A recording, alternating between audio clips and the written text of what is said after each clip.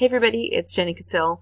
Here's your quick Canvas tutorial for how to make a quiz. Many of you are doing this now, or you'll be doing it more frequently to create something that's easy to grade for you while we're doing this remote learning. So here we go. I'm in my STEM Physics course. What I'd like to do is add a quiz.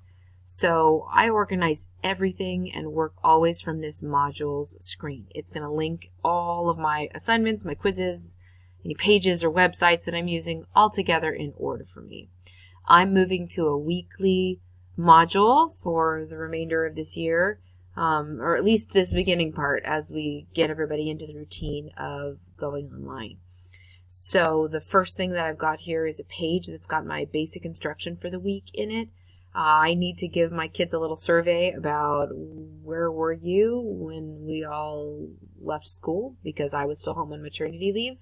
And since this is our first week, I really want to find out what kind of study skills and home school environment the kids have constructed for themselves. How organized and ready are they to go? So I want to create a quiz that collects some of this information, or that asks them to do a couple of tasks and they can say, yes, I did this, and they're going to get a grade for doing it. So without further ado, what I'm going to do over here, there's a little plus button. I want to add content to this week's module. So I'm going to choose to add a quiz. This is a new quiz. It's not one that I've got saved somewhere else. If it was an existing quiz, I can just add that quiz to this module right now. But I'm going to make a new quiz right now. This quiz is going to be called Week A Quiz, because that's what it's a quiz of at this present time. I've made a separate grade category for my things right now that I haven't listed in here. So right now I'll leave this as assessment, but I'm going to be putting this in a category called remote learning until I have a better sense of what we're going to do with grades. So here we go. I'm going to go ahead and add this item. And then you'll see that my module's now updated with this unpublished. That's why there's no green, and why this little circle has the no sign in it. And it doesn't say anything else. So I'm going to open the quiz now and create the content that I want. This quiz is unpublished. I'm the only one who can see it. My kids can't see it. I'm going to choose to edit and not even worry about anything it says right here. Here you can change the title of your quiz if I've regretted how I've labeled it. Oh, come on, computer. And now I'm going to type my instructions for this week. And I'm simply going to say, what are the instructions for the quiz? Answer the questions below using any tools necessary. My own grading policy at this point in time is that students can retake as many times as necessary to earn 100%. So with that in mind, since that's how I want the grading for this quiz to work, I better make sure that I have these settings correct. Ordinarily, you want to make sure that this syncs to SIS, that's your Student Information System, Skyward. I'm not going to do that right now because I don't have stuff set up to accept this in a way that I want the grade to work. If you're doing something where you want to discourage shoulder-to-shoulder cheating between students, you can shuffle the answers, set a time limit. I'm going to allow multiple attempts. If you wanted to cap how many attempts, you can put a number in here and it will limit students to that many. I'm not going to do that. I'm just going to let them retake it, and I'm going to keep their highest score. Since I'm letting students retake quizzes, I don't want them to see the correct answer, and I actually don't want them to see their own quiz responses. This is how I structure my automatically scored quizzes in my robotics class. The students have to get 100% on those to progress through the module. This actually forces them to figure out which question that they get wrong, and even if it's multiple choice, think about what are the answers. So this is a particularly powerful thing to turn off if you've got the answers shuffled, because kids will go through and say, well, I've clicked the first one, I've clicked the second one, I've clicked the third one, and I've clicked the fourth one, and I got it wrong 4 times. I'm like, yeah, they weren't all in the same order every single time. You have to read them and think about them. So for this particular quiz, that's not important. If you want to lock your quizzes so that you are emailing a code to your students so that they can't open it until a certain date or time, you can do that.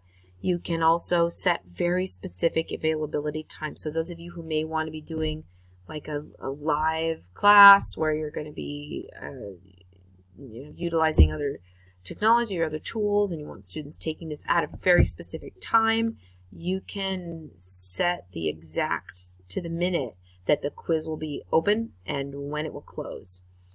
So same thing goes for a time limit. If you make this, say, oh gosh, I don't want kids to take this until Friday, I could make this locked until Friday the 17th, and then it will open for them. But for right now, I'm not going to do that. I know that we're going to explore how the pacing of this all works for kids. So I want maximum availability. Oops, so I'm going to. If you want things to sync to Skyward, you have to have a due date. That's one of the essential things. Even if you accept things past the due date, you have to have a due date in there because that's one of the required pieces of information for creating a Skyward grade. It's a required piece of data for that all to work. So you can also assign things to one class at a time. So if you want to make a quiz for specific class periods so that it's only open during a scheduled time for 4th period versus 6th period, you can do that. You can also assign things to specific students if you want. So that's one of your options right there. This is all so far just the settings for my quiz. I'm just planning how do I want this assessment to work. Now that I've done that, I can create my questions. So for my questions here, to add a question, all I want to do is I click this new question button, and then you can put a title for a question. I usually just number them, unless it's important that I do something else. And then I will type my question here. So the first thing I want to know from kids is, what is your plan for organizing and keeping track of your assignments for your classes during the week? And then I want to have this be a question where there's more than one correct answer, which probably means that I'll end up manually grading this question, honestly, or turning this into a survey where students get a point just for completing it. So are you using a paper planner? Are you using a Google Doc? Are you using an online calendar? Are you using Post-it notes?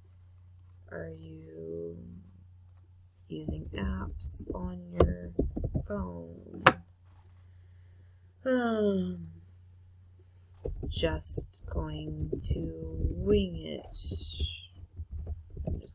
I'll give them a little more respectful there. And then I'm going to add, no, I'm going to delete that. That's enough information for me. So here are the options for this multiple choice question. If this was a question with a correct answer, I would want to use this mode. So see how it says correct answer right here? This is how it would auto grade, and it would select which of these is correct. Pro tip from me, if you're making a big quiz, which hopefully you're not doing that just yet, I always put the correct answer first, because that makes sure I make less mistakes, because I know I put that right answer in, and then I'm creating my filler incorrect answers afterwards. And then I make sure that shuffle answers setting is turned on, so that the correct answer doesn't appear first for the kids. It appears randomly, but I know for sure that I got the correct answer. So there's my first question that I've made for my students. If I wanted this to be how this quiz looked and worked, then I can save and publish it so that it's open and available for them. If you click this show question details, it'll show what your possible answers are, if it's a multiple choice question, etc. If you want to add a new question, you click New Question. That's the end of how that works. For me, this is a great example. I don't actually believe any one of these methods is more correct than the others, except for just going to remember. So for my students here, I want them to just answer this and give me that feedback. I want them thinking about what they're doing as opposed to picking the right method of organization. So I'm going to change what type of quiz this is.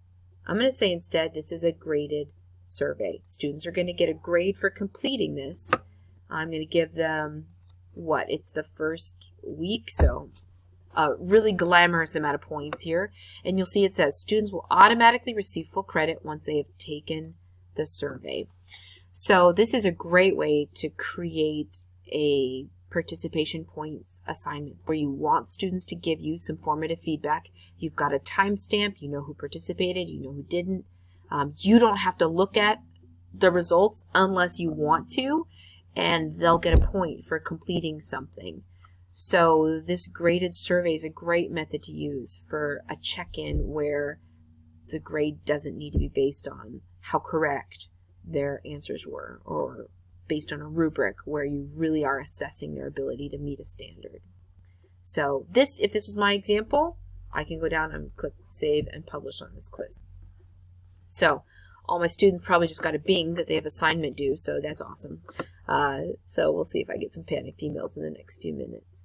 So there you go. If you click Preview up here, it'll let you see what this quiz looks like for a student. So you'll see the instructions are right here, and then here's the question. And then if there's multiple questions, they can all be on one page. Or if I go back to my settings, there's an option to have one question per page.